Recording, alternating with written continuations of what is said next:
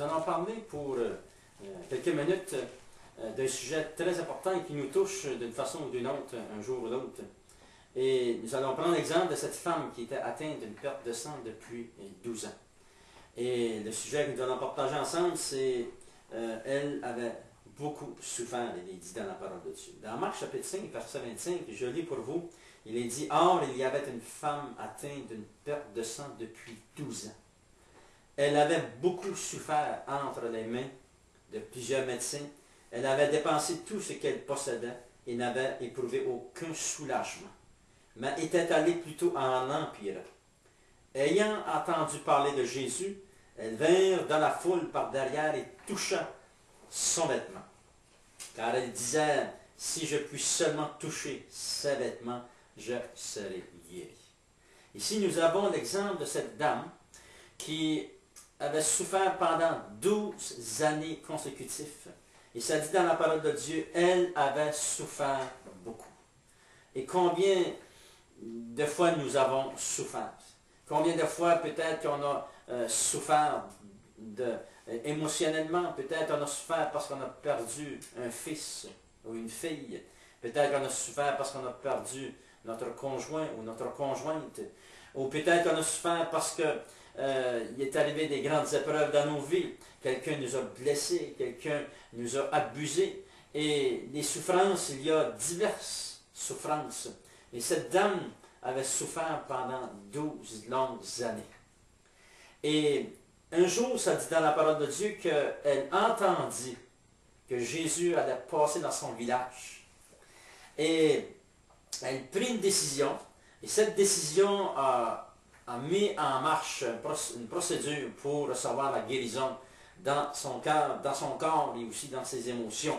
Il est écrit dans la parole de Dieu, il dit, ayant entendu parler de Jésus.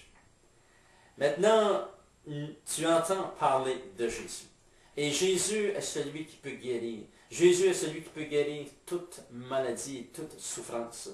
Les souffrances émotionnelles, les souffrances au niveau de nos pensées, les souffrances au niveau de notre cœur, les souffrances dans notre corps. Jésus peut guérir. Et cette dame, ayant entendu parler de Jésus, elle décida d'aller où Jésus était. Et elle plaça sa foi en action. Souvent, pour recevoir de Dieu, à chaque fois pour recevoir de Dieu, nous devons continuellement placer notre foi en action.